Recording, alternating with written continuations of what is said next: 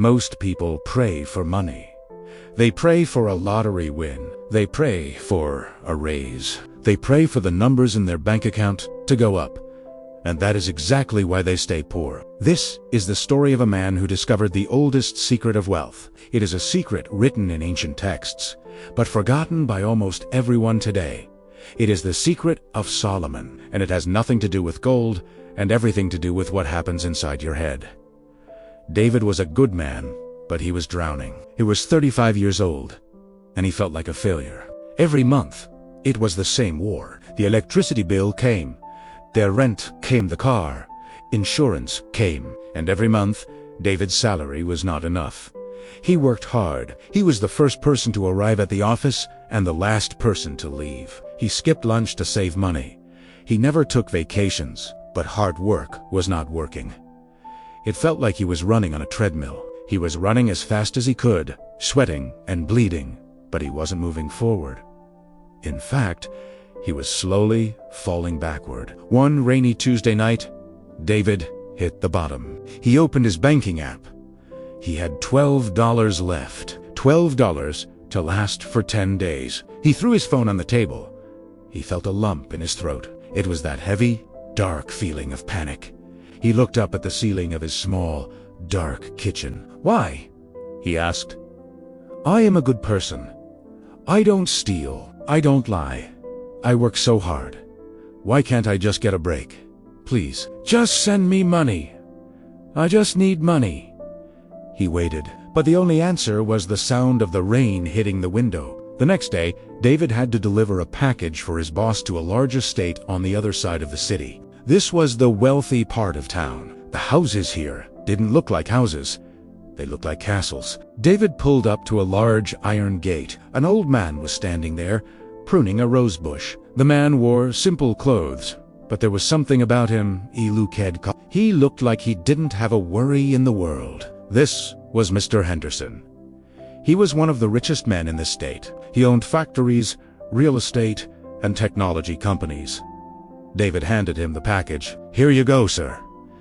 Mr. Henderson smiled. "Thank you, son. You look heavy today." David blinked. "Excuse me, you look heavy," the old man repeated, "like you are carrying a mountain on your shoulders." David let out a nervous laugh. "Just life, sir. Just bills. You know how it is." Mr. Henderson stopped pruning the roses. He looked David in the eye. It was a piercing look. "I know how it is. I used to be poor, poorer than you." David was surprised. "Really? So, ... How did you change it? Did you get lucky? Did you win the lottery?" The old man laughed. It was a deep, warm laugh. "Luck? No. Luck is for fools. I learned the secret of Solomon." David felt a spark of curiosity. "Solomon? You mean the king from the Bible?" "The same one," Mr. Henderson said. "Do you know the story?" "I think so," David said. "He was the richest king ever." "Yes," the old man nodded. "But how did he get rich?" That is the part everyone forgets. One night, in a dream, God appeared to Solomon. He offered him a blank check. God said, "Ask for whatever you want, and I will give it to you." Mr. Henderson paused. He stepped closer to the gate. "Imagine that, David.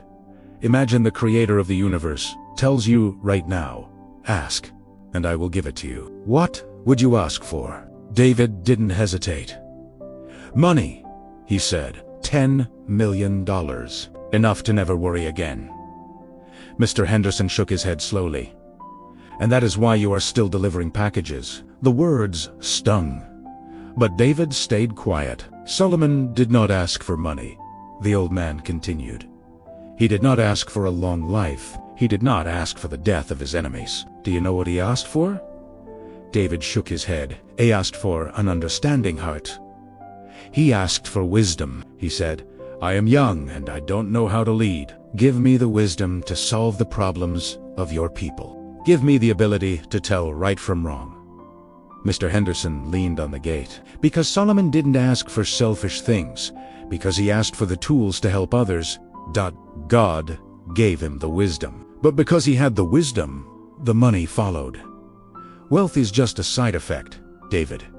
Money is like a cat. If you chase it, it runs away. If you have something it wants like food or comfort, it comes to you. David looked at his shoes. So I should pray for wisdom. No. The old man said sternly, you should stop praying for the fruit and start praying for the seed. Money is the fruit.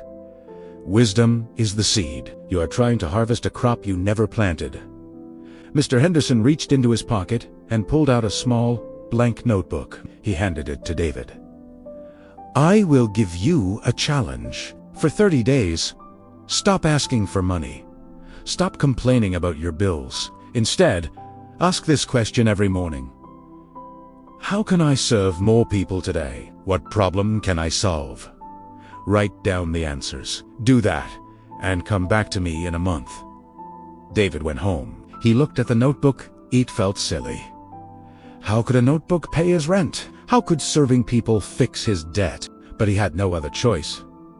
His way wasn't working. The next morning, the Bede woke up. He felt the familiar panic about money. He closed his eyes. He wanted to pray for a check in the mail, but he remembered the old man's voice. Do not chase the cat. David took a deep breath. He whispered, Please, give me an understanding heart. Show me a problem I can solve. Show me how to be useful today. At first, nothing happened. David went to work. He did his job. He came home. But on the fourth day, something shifted. At his office, the dispatch system was always chaotic. The drivers were always late because the paperwork was messy. Usually, David just complained about it like everyone else. He would say, This company is a mess, and go get a coffee. But today, he remembered his prayer. Show me a problem I can solve. He looked at the mess of papers. He realized the problem wasn't the drivers. It was the sorting system. They were sorting by name, but they should be sorting by zip code. David didn't ask for a raise. He didn't ask for praise. He just stayed 1 hour late. He reorganized the filing system. He made a simple color-coded map for the new drivers. The next day, the morning rush was smooth. The drivers left 20 minutes early. The boss, a stressed man named Mr. Miller, came out of his office. Who did this? Mr. Miller asked, pointing to the new map. I did, David said. I thought it might help. Mr. Miller looked at David. He didn't say much. Ed just nodded. Good work. David felt a strange sensation in his chest. It wasn't money. It was pride. He had used his mind to fix chaos. He felt ... capable. 2 weeks passed. David continued his new prayer. Give me wisdom. Let me see what others miss. One evening, he walked past Mrs. Higgins' bakery. She was crying on the steps. She made the best bread in the city, but no one was buying it. David stopped. The old David would have walked past. The old David was too worried about his own bills to care about hers. But the new David was practicing the secret of Solomon. What is wrong, Mrs. Higgins? He asked. I have to close, she sobbed. I can't pay the rent. People buy cheap bread at the supermarket now. No one wants my loaves. David looked at her shop. He looked at the supermarket across the street. He thought, wisdom. Mrs. Higgins, David said, your bread is delicious, but it looks boring. It's just in clear bags. The supermarket bread is cheap, but it's convenient. What if... What if you didn't sell bread? What? She asked. The office building down the street, David said, pointing. There are 500 people there. They don't want a whole loaf of bread. They want lunch. If you sliced your bread, made sandwiches, and we delivered them right to their desks at noon, you wouldn't be selling bread. You would be selling time. Mrs. Higgins wiped her eyes. But I can't deliver them. I'm too old to run around. David smiled. I have a bicycle, and I have a lunch break. They started the next day. David went to the office building during his break. He gave out free samples. The workers loved it. It was fresh, homemade, and came right to them. By the end of the week, they were selling 50 sandwiches a day. By the end of the month, it was 200. Mrs. Higgins paid David a commission for every delivery. It wasn't a fortune, but it was extra money. But then, something bigger happened. The manager of the office building noticed David. He saw this young man who was efficient, polite, and solved the problem of hungry employees. He stopped David in the lobby one day. "You run this operation?" "I help Mrs. Higgins," David said. "You have a good head for logistics," the manager said. "We are looking for an operations manager for our building services. It pays double what a delivery driver makes. Are you interested?" David stood there, holding a bag of sandwiches. He realized that the old man was right. He hadn't prayed for the job. He hadn't prayed for the money. He had prayed to be useful. He had prayed for the wisdom to see a solution where others saw a problem. Because he solved a problem for the bakery, he created value. And because he created value, the money followed him. 30 days later, David went back to the estate. He was wearing a new shirt. He stood taller. He didn't look heavy anymore. "So," Mr. Henderson smiled, "did you find the gold?" "No," David said.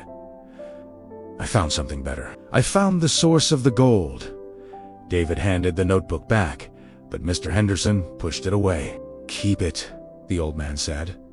"You have only just started. The world is full of problems, David.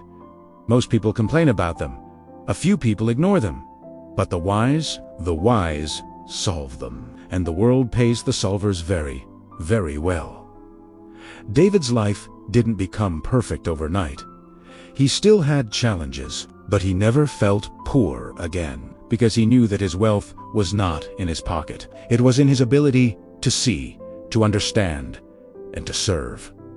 This is the secret of Solomon. When you pray, do not act like a beggar asking for a coin. Act like a king, asking for the tools to build a kingdom. Do not ask for the burden to be lighter. Ask for your back to be stronger. Do not ask for money. Ask for the idea that will create the money. Wealth is a reward for wisdom. If you chase the reward, you will be tired. If you chase the wisdom, the reward will chase you. So, tonight, change your prayer. Stop looking at what you lack. Look at what you can give. The moment you stop needing and start solving, the floodgates will open.